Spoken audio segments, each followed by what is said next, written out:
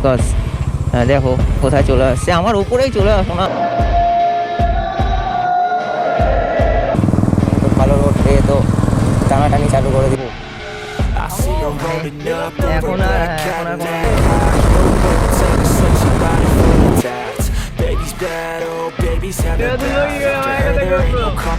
Just আমার Digha Digha feeling হচ্ছে। বাবা কি অবস্থা। Welcome back to a new blog guys. সকাল সকাল দেখে বুঝতেই পারছো এনার্জিটা প্রচুর হাই রয়েছে। আর সকাল সকাল ব্লগ এডিট করতেও বসে গেছিলাম, বাট সার্টেনলি প্ল্যান হয়ে গেছে মায়াপুর যাওয়ার। এখন বেশি কথা বলবো না, সো মার হাতের একটা ছোট্ট চা খেয়ে ডাইরেক্ট মোটো ব্লগিংয়ে তোমাদের সাথে কথা হবে। সো গাইজ ফাইনালি NH34-এ চলে এসেছি। আমাদের সাথে রয়েছে বিকি স্কুটিতে, সামনে রয়েছে কৌশিক বুলেট নিয়ে। গাইজ রোড কন্ডিশন তেমন একটা ভালো না, এখনও কাজ চলছে। তো গাইজ সামনে রিলায়েন্সের পাম্প পেয়ে গেছি। আর সবাই মনে হয় আজকে প্রতিজ্ঞাই করে নিয়েছে যে রিলায়েন্স ছাড়া তেলই নেবে না। এখান থেকে বেবিকে ফিউল আপ করে নেবো আর দেন বেরোবো।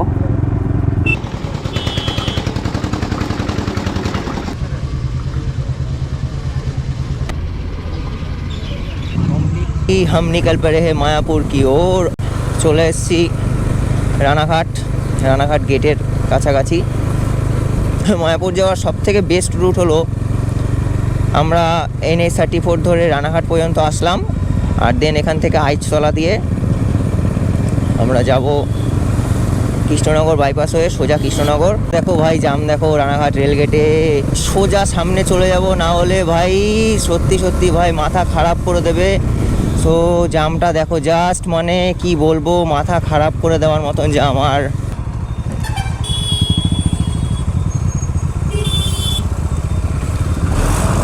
ভাই হামকো ঘুষনে কা জায়গা দে থোড়া।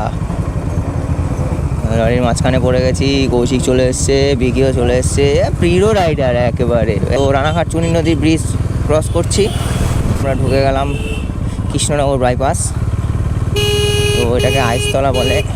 আর গাইজ এখানে আমাদের একটু চা ব্রেক হবে, অক্ষয়ের চায়ের দোকান। সো এখানে চা ব্রেক হবে, তো চলো চা খেয়ে নিই, দেন আবার রাইডে ব্যাক করবো। 5টা চা দিও। হ্যাঁ দাদা। তো ফাইনালি গাইজ চলে এসেছি আইসতলা। আর কৌশিকে সানগ্লাস পরে নিয়েছি, যদিও মানাচ্ছে না আমায়। আর এখানে চা অর্ডার দিয়েছি, আর সবাই মিলে চা খাবো, আর দেন চায়ের পর আবার রাইডে ব্যাক করবো।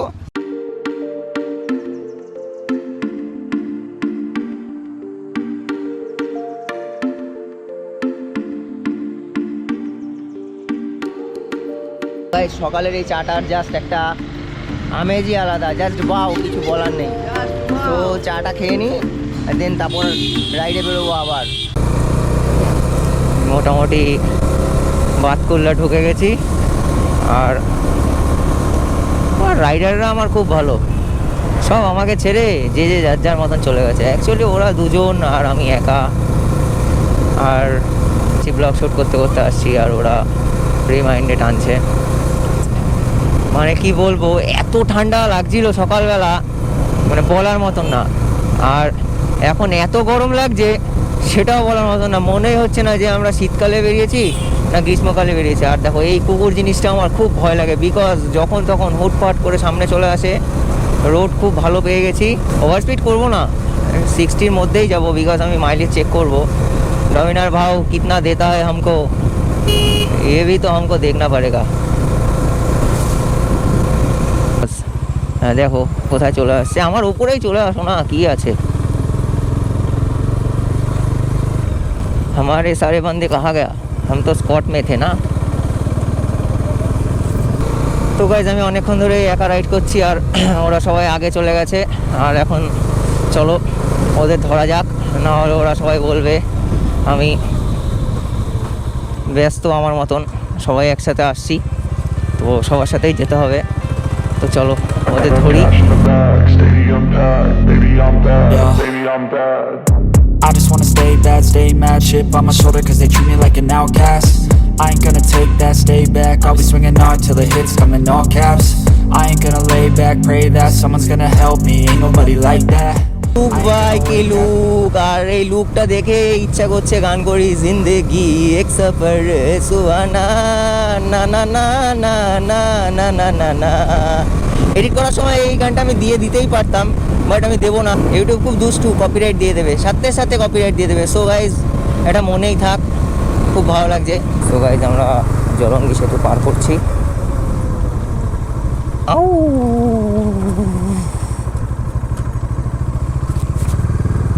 আর সামনে থেকেই ডবল লেন চালু হবে, আর একটু গেলে ডবল লেন চালু হবে, যদিও বেশি না, খুব জোর হলে হয়তো 1 কিলোমিটার। তো ভালো রোড পেয়ে তো টানাটানি চালু করে দিয়েছে, কী আর বলবো। তো চলো দেখি, আমি একটু চালু করি।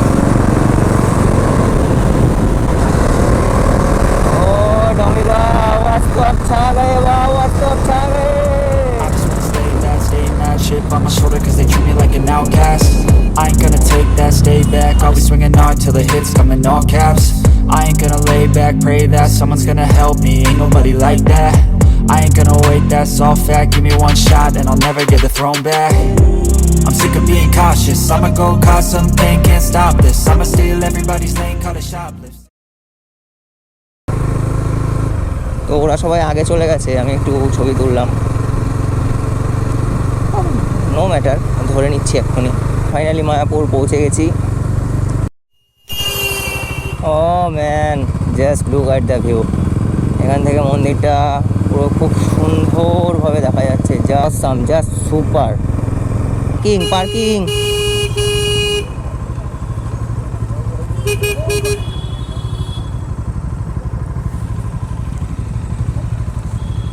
চল গাইস, পৌঁছে গেছি। আর পার্কিংয়ে 20 টাকা করে নিল, ঠিক আছে। 3টে বাইক এনেছি আমরা, 3 করে 60 টাকা নিল, বললো রাত 9টা পর্যন্ত টাইম। 60 টাকায় নিল, বললো 9টা পর্যন্ত টাইম। হেঁটে হেঁটে যাচ্ছি আর খাবারের কুপন কাটবো আর দেন খাবো। মানে এখন আর কোনো কিছু মাথায় আসছে না, এখন শুধু খাওয়ার কথা মাথায় আসছে। গদা ভবনের রিসেপশন থেকে বাইরে যাচ্ছি, আর it's a bad news for me. Actually ব্যাপারটা হচ্ছে আসতে আমরা অনেকটা লেট করে দিয়েছি, সো খাবারের কুপনটা শেষ হয়ে গেছে, কিছু করার নেই। গদা ভবনের রিসেপশন থেকে ঘুরে চলে এসেছি সোজা মেন গেট। আর মেন গেটের এখানে রয়েছে 3টে খাবারের কুপনের দোকান তো না, কাউন্টার। সো এক জায়গায় অলরেডি ডিনারের কুপন চালু হয়ে গেছে, আর এটায় বিকি যাচ্ছে। তো দেখা যাক, ভাত, ডাল, সবজি, পকোড়া, রুটি, পনির সবজি, পায়েস, মিষ্টান্ন। টাকার দিল কুপনটা, সেটা আমি বিকি আসুক, বিকির থেকে জেনে নিয়ে তোমাদের ইনফরমেশানটা দিচ্ছি। আর কুপন পড়লো 60 টাকা করে, আর টাইম যতদূর সম্ভব 2:30 পর্যন্ত। সো অ্যাট লাস্ট কুপন তো পেলাম, এতক্ষণ তো ভাবছিলাম খাবারই পাওয়া যাবে না। সো গাইজ এবার চলো, এবার একটু ঘুরে নেওয়া যাক, দেন খাওয়ার জায়গায় দেখা হচ্ছে তোমাদের সাথে।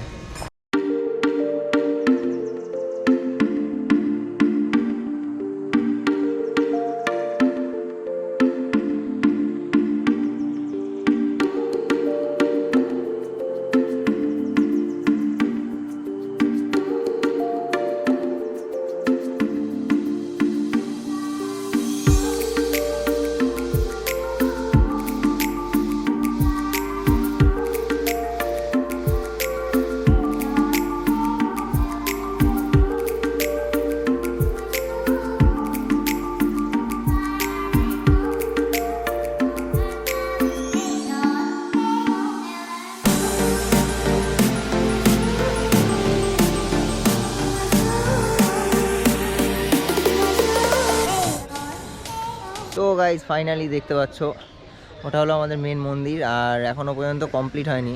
মন্দিরে তো ঢুকতে পারলাম না, আর যেটা মেন মন্দির আছে এখন যেখানে পুজো হয় সেখানেও জানি না ঢুকতে পারবো কি পারবো না, বিকজ এখন তোমার মন্দির বন্ধ রয়েছে। মা গায়ে আর ইয়ে হে গীতা ভবন, আর এখানেই আমাদের জন্য দুপুরে লাঞ্চ ওয়েট করছে। মোটি ভাই কি কি খাবি ভাই?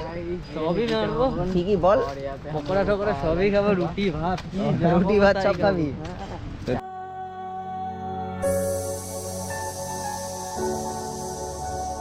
আর আমরা বসে গেছি খাওয়ার জন্য। দেখো পাতা গ্লাস সব আগের থেকে রেডি করা রয়েছে।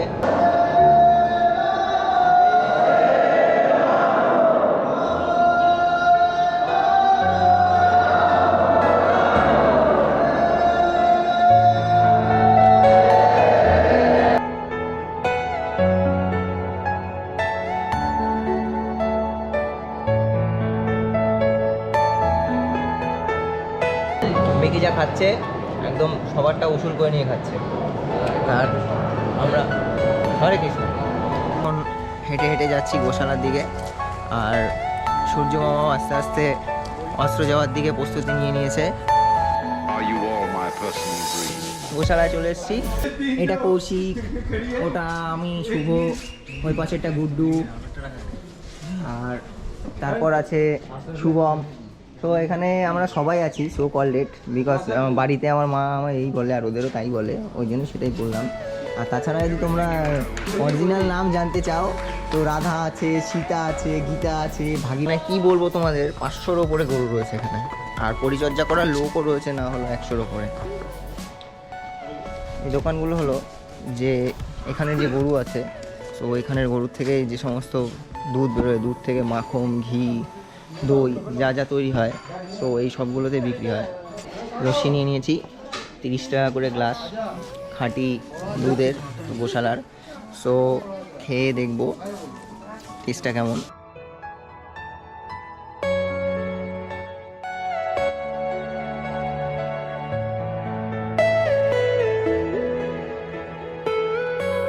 জাস্ট আমার কাছে বলার মতন কোনো ভাষা নেই, লস্যিটার মজা নিতে চাই। মোটামুটি সবই দেখানোর চেষ্টা করলাম, আর জানি না কিছু বাদ গেছে কি না। তো মোটামুটি যা সময় হয়েছে এখন আমাদের ব্যাক করতে হবে। বিকজ দেখো আমাদের মতন ঘরে কি হয়, যখন বাড়ির এক ছেলে গাড়ি নিয়ে বেরোয় তো মা বাবার একটু চিন্তা থাকে, অবভিয়াসলি এটা হবে। সো এখন আমরা, সন্ধ্যাও হয়নি, 4:30 কি 4:45 বাজে, তো আমরা এখন রিটার্ন করছি। আজকের এই মায়াপুর ব্লগটা এখানেই এন্ড হলো। যদি তোমাদের আমার ভিডিওটা ভালো লেগে থাকে তো চ্যানেলটা সাবস্ক্রাইব করতে পারো। টাটা।